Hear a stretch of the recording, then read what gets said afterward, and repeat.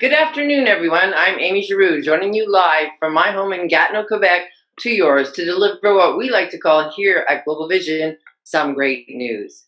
In last week's episode, we had the honor of speaking with the Honorable Stephen Lecce, Minister of Education for the Ontario government, where he shed some light on what students and parents can expect coming this fall during these COVID times.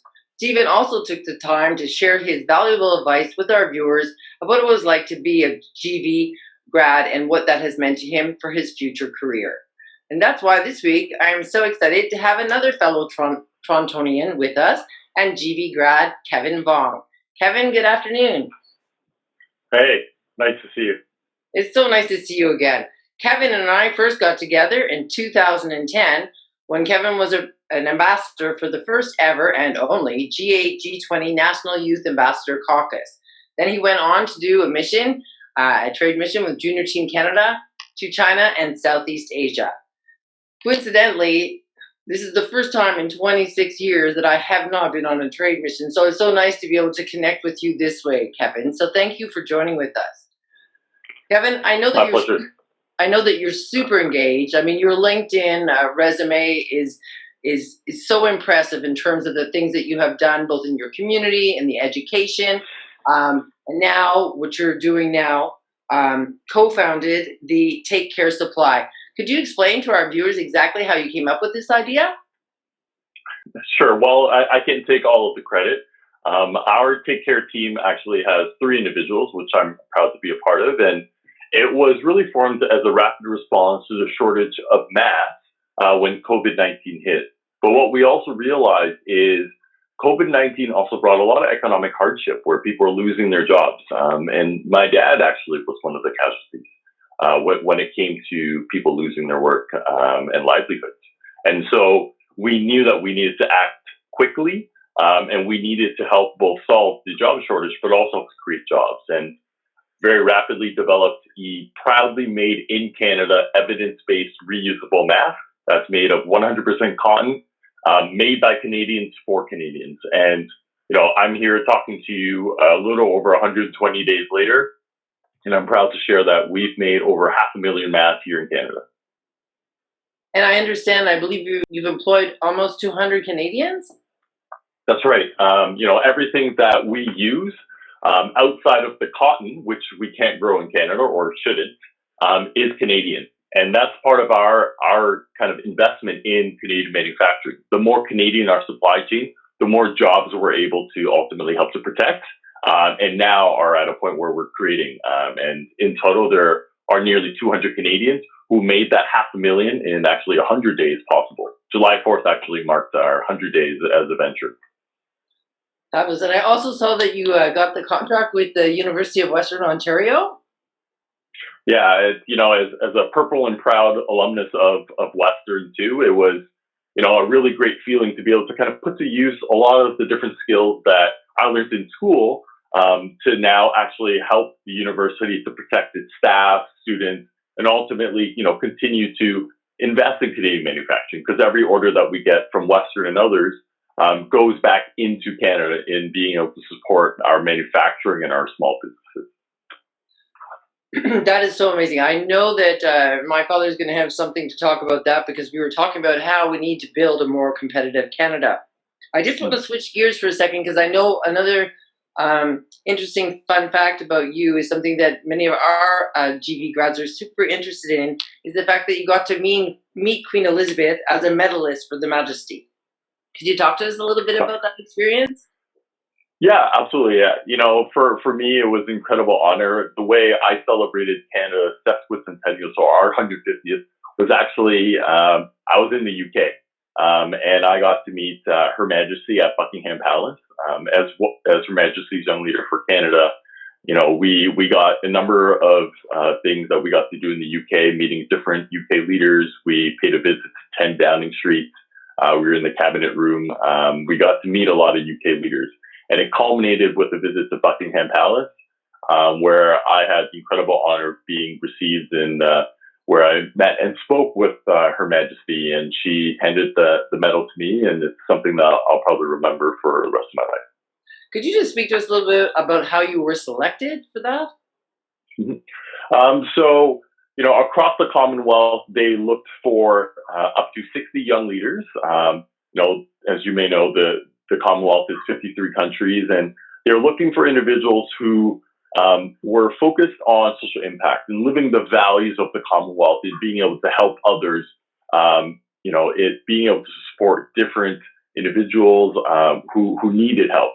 And so for me, that was I was really honored to be nominated for my work, working with a number of different Indigenous communities here in Ontario, and that was kind of as I understand it, the foundation for my nomination, and ultimately the social impact is what they were looking for, and I was lucky enough to be selected for the award.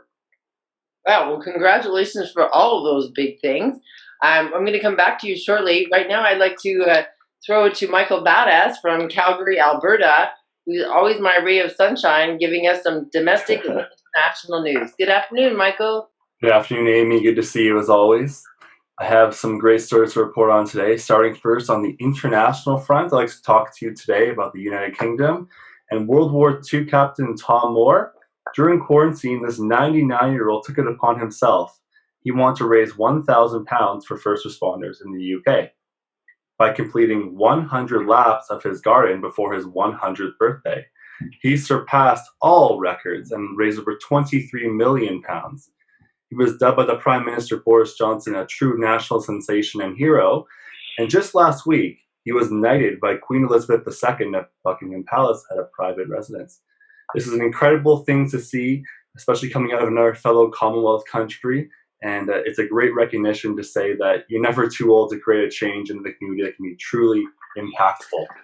Now bringing it a little bit closer to home for me in Calgary, Alberta, 200 goats were released recently in Calgary to help with domestic weed control. This is an environmental approach to not have to use heavy fertilizers or pesticides to mitigate the heavy weeds that are pretty rampant across parts of the city. And to much of the citizens' delight, they have been one of the most Instagrammable things in the city over the last 2 weeks. So great stories on the international front as well as on the local domestic front. And I'll pass it back to you, Amy. Thank you, Michael. I always enjoy our time together, and you always bring a Friday smile to my face. So thank you for sending a little ray of sunshine my way. Now I'd like to throw it to my number one dad, the president and founder of Global Vision, Terry Clifford. Good afternoon, Dad. Good afternoon, Amy, and everyone at Some Great News. Kevin, it's wonderful to have you on our show today. Good to see you. And I'd like to think back to 2010 and how did that experience, that Global Vision experience at the G8 and the G20, what did you draw from that helped you reach out to your fellow Ontarians and ultimately lead, I guess, to the ceremony at Buckingham Palace? So I'm just trying to see what the connection, if there was one, what would you say it was? Well, I think, one of the things that Global Vision has always kind of centered on is how much Canada has to offer and the potential that our young people have, and really Canadians writ large, to be able to do so much good. And that really underlied, our kind of social venture with TakeCare Supply, right? That, what it is that Canadians do best is help. And then that's what we do in a time of need when everyone needs help. That's what we do. And so, naturally, when it came to looking at where we could really help our healthcare workers and help others that were in need of work, was to step in and take action.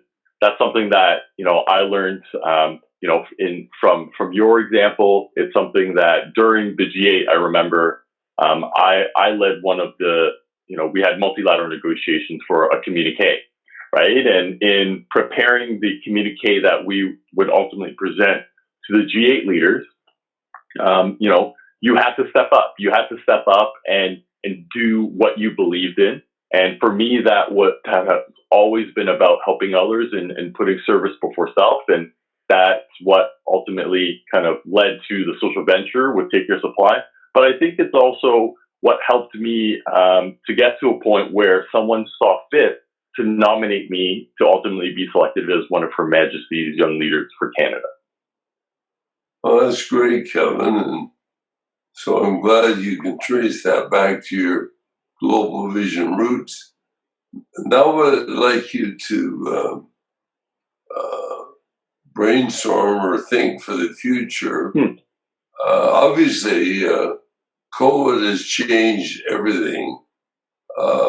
Virtually everyone's life is somewhat altered.